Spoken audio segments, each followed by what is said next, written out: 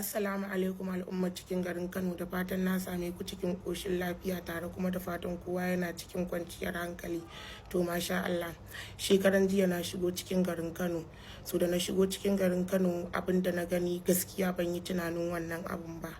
Tun daga airport mun taho haka daga airport din cikin garin Lagos, na ga wasu mutanen haka naga kamar ma irin ba ma Hausa ba ne, saboda ba su nuna ma sun san ni ba.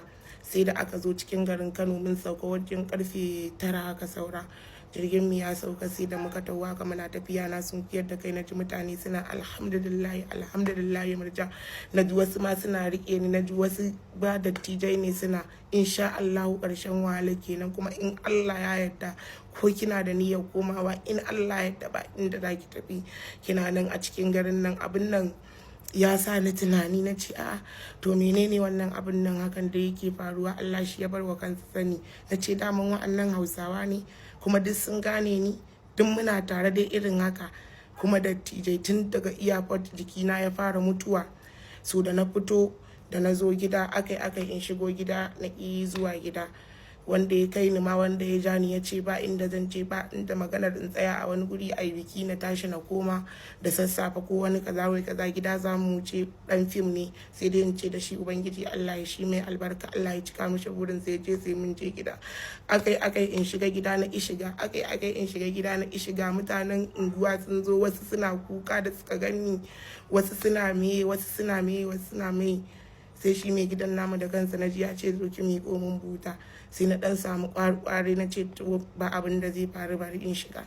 Na je na miƙa mishi buta a hannun shi. So mun fito kuma inda na zo gurin biki nan ma na ga mutane duk ga sauran manyan artist din a gurin, amma mene da na shiga ga murjan mu ta zo, ga waye ya zo.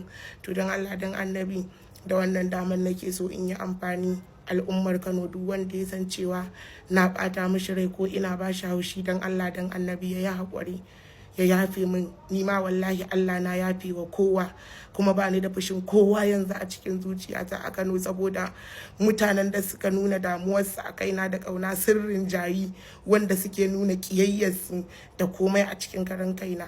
So dan Allah dan Annabi kowa ya yafe min, nima na yafe. Sannan alfarmar Annabi da Qur'ani, duba da yanayin abin da na gani daga gare ku, saboda wannan abin da yake fitowa daga bakin ku tabbas abin da yake cikin zuciyar ku kenan. Wannan shine a cikin zuciyar ku, kuma na ji abin sosai. Dan Allah ku yafe min, ku yi haƙuri.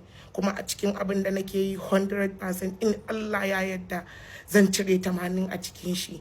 Alfarmar Annabi Muhammadu, ni ban san dalilin tahowa ta ba, kawai ni gani nai sai na zo kawai gurin da ake bikin nan, ni na ji kawai sai na zo ne. Har yanzu tambayan da nake wa kaina, dole sai na zo gurin bikin nan, menene Allah shi ya bar makansa sani. To a koma dai menene ya riga da ya wuce. Sannan kamar yadda nake yawan faɗa muku, ku ci gaba da sana cikin addu'ar ku ci gaba da mun addu'a. Insha Allah addu'a ba ta faɗuwa ƙasa banza, musamman mata alkhairi. Ku ci gaba, Allah Ubangiji zai warware mana komai da komai, alfarmar Annabi Muhammad sallallahu alaihi wa sallama. Na gode. Na ji daɗi, ban yi tunanin hakan ba. Abin da ya sa ma ban yi bidiyo tun azuba, ban da lafiya sosai, karauniyan mutane, an yi kaza mura, zazzabi, ciwon kai, saboda na yi kuka ba na iya wa kowa magana. Kowa sai dai in ta kuka kawai, duk wanda ya zo yan uwana kuka, ni kuka irin